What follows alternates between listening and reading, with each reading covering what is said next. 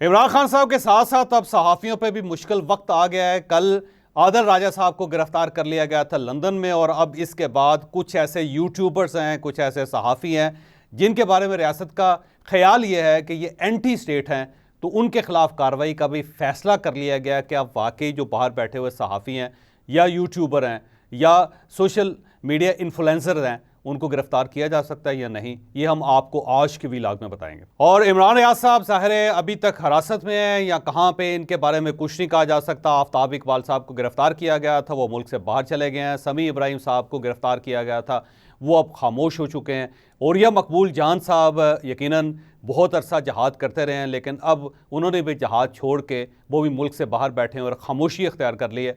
तो क्या ये जो खामोश लोग हैं इनकी तादाद में इजाफा होगा या फिर ये भी बोलने पर मजबूर हो जाएंगे, ये भी हम आपको आज के व्लॉग में बताएंगे।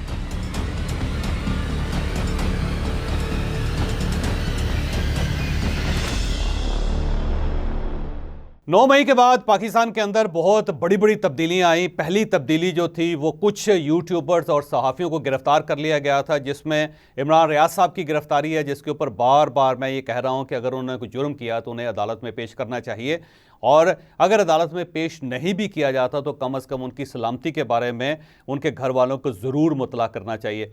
इसके साथ साथ आफ्ताब इकबाल साहब को गिरफ्तार किया गया था। आफ्ताब इकबाल साहब जेल में रहे, उसके बाद उनको रिहा किया गया और अब उसके बाद वो ताइब होकर मुल्क से बाहर बैठे हुए हैं। समी इब्राहिम साहब की गिरफ्तारी हुई थी, उन्होंने कुछ उसके बाद आके यूट्यूब पे कुछ वीडियोस बनाई, लेकिन उसके बाद अब वो भी खामोश हैं। और औरिया मकबूल जान साहब क्योंकि बहुत ज़्यादा वो समझते थे कि जहाद होने वाला है, पाकिस्तान इंकलाब के धाने पे पहुंच गया, अब पाकिस्तान के अंदर एक तब्दीली आ रही है, और वो इमरान खान साहब के साथ आखिरी वक्त में बहुत ज़्यादा नज़र आते थे। उनके बहुत इंटरव्यूज़ हुए और उन इंटरव्यूज़ के अंदर इमरान खान साहब ने बहुत से इंकशाफात किए थे। फिर औरिया मकबूल जान साहब को भी गिरफ़्तार कर लिया गया था, फिर कुछ दिन वो जेल में रहे और इसके बाद वो दुबई तशरीफ़ ले गए और वहाँ पे वो उन्होंने मुकम्मल खामोशी इख्तियार कर ली, और इस दौरान उनके अखबार और उनके चैनल ने इनकी तहरीरें और इनकी गुफ्तगू नशर करने पे या शाया करने से माजत कर ले। तो अब औरिया मकबूल जान साहब भी खामोशी के साथ मुल्क से बाहर बैठे हुए हैं। और उसके बाद फिर जो बाकी कुछ लोग थे जो बाहर बैठ के उनके बकौल के वो कलमा हक है जो वो फरमा रहे हैं, तो उसके खिलाफ भी फिर FIR दर्ज होने शुरू हो गई। 12 जून को एक FIR इस्लामाबाद के अंदर दर्ज हुई थी और उसमें 4 लोगों को नॉमिनेट किया गया था, बल्कि 4 के साथ मजीद 4 लोगों को भी नॉमिनेट किया गया था। उन 4 लोगों में वजाहत सईद खान साहब हैं, ये दुनिया TV पे काम करते थे और इनका प्रोग्राम बड़ा दिलचस्प प्रोग्राम था। ये कैमरा लेके किसी शख्सियत के साथ साथ चलते रहते थे और इनका एक चलते फिरते इंटरव्यू होता था और अच्छा प्रोग्राम होता था। मैं वो प्रोग्राम देखता होता था। फिर मैंने इनके साथ एक सफ़र करने का भी मुझे एजाज़ हासिल हुआ। हम सऊदी अरेबिया गए और फिर ईरान गए थे और वहाँ से मुझे वजाहत साहब के साथ मुलाकात करने का मौका मिला था। तो उसके बाद शहीन सहबाई साहब पाकिस्तान के बड़े मशहूर सहाफ़ी हैं, बुज़ुर्ग सहाफ़ी हैं, ये डॉन में रहे, न्यूज़ में रहे और अब आजकल ये अमेरिका में और वजाहत सईद साहब भी अमेरिका के अंदर है। फिर आदिल राजा जो बहुत कंट्रोवर्शियल शख्स हैं, ये आर्मी के अंदर मेजर होते थे, रिटायर हैं, लंदन में बैठे होते हैं और ये मुसलसल प्रोपेगेंडा कर रहे थे अफवाज पाकिस्तान के ख़िलाफ़।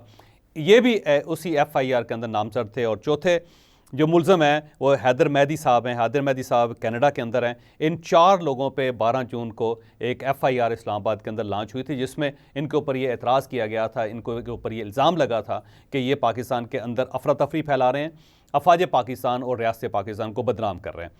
और इसके बाद फिर कल सुबह एक ख़बर आनी शुरू हुई कि आदिल राजा को गिरफ़्तार कर लिया गया लंदन में, और उसके बाद फिर मुख्तलिफ सोशल मीडिया ऐप्स के ऊपर मुख्तलिफ़ किस्म की इंफॉर्मेशन आनी शुरू हुई। उसके ऊपर रद्द अमल भी आया, कुछ लोगों की तरफ से अप्रिशिएट भी किया गया, कुछ लोगों ने इसकी मजम्मत भी की।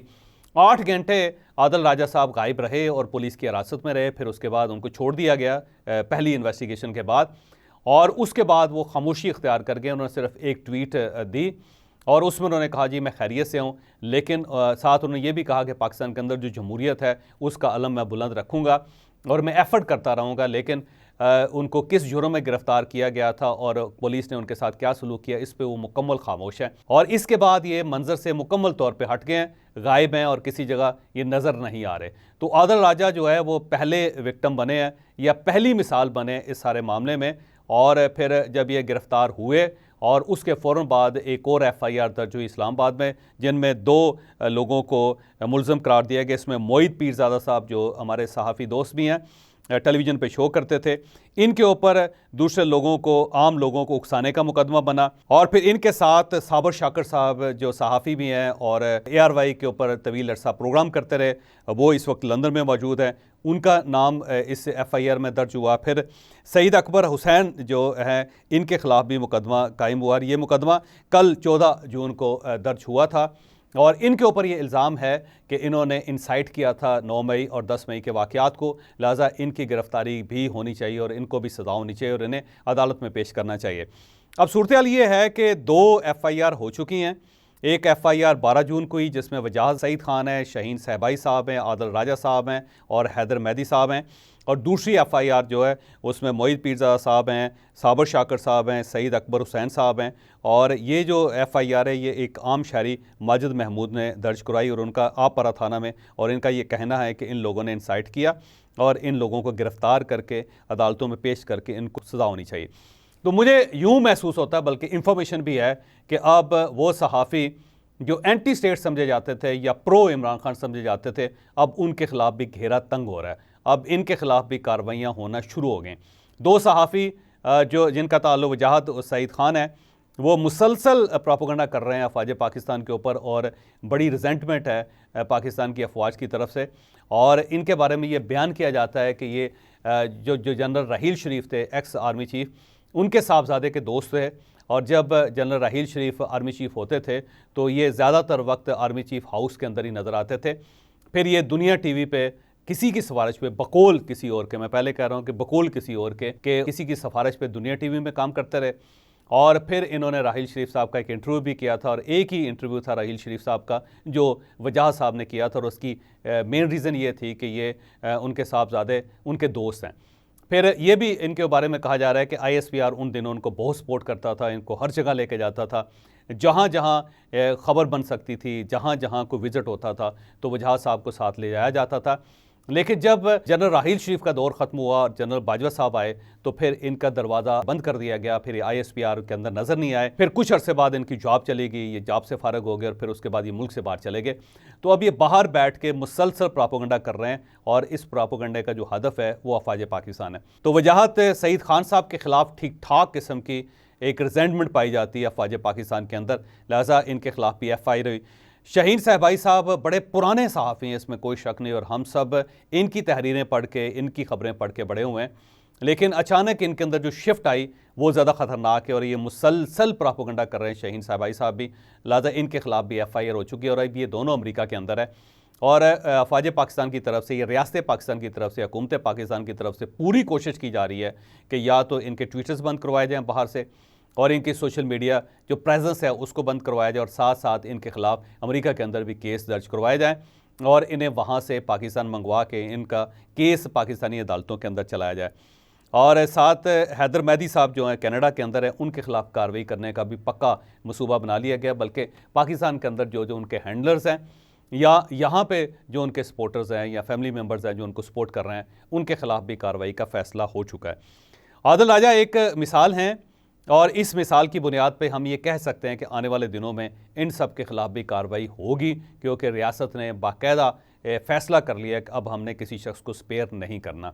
इसके साथ मोईद पीरज़ादा साहब जो पुराने सहाफ़ी हैं और वो मुख्तलिफ़ टेलीविज़न चैनल्स पे शो करते रहे हैं, उनके बारे में एक राय है, एक इंफॉर्मेशन ये भी है कि ये अमेरिका के अंदर बैठ के इमरान खान साहब का जो बयानिया है उसे ये सपोर्ट करते रहे। ये वहाँ से इमरान खान साहब के बारे में इंफॉर्मेशन यहाँ से लेके गए, फिर इन्होंने वहाँ पे इंफॉर्मेशन सर्कुलेट की, फिर वहाँ पे जो यूट्यूबर्स हैं उनके साथ इन्होंने लिंक करवाया। फिर कुछ लोग ये भी इल्ज़ाम लगा रहे हैं कि वहाँ पे जो सोशल मीडिया पे पैसे डिस्ट्रीब्यूट हुए थे उसमें मोईद पीरज़ादा साहब इन्वॉल्व हैं। अब अल्लाह बेहतर जानता है कि ये बात दुरुस्त है या गलत है, लेकिन ये क्लेम किया जा रहा है रियासत की तरफ से और गवर्नमेंट की तरफ से कि मोईद पीरज़ादा साहब जो ट्विटर हैंडलर्स हैं या सोशल मीडिया हैंडलर्स हैं जो इमरान खान को सपोर्ट करते थे, उसमें मोईद पीरज़ादा साहब का अमल दखल है, और ये वहाँ पे इनके बाकायदा माउथ पीस हैं या इनके तर्जुमान बने हुए हैं।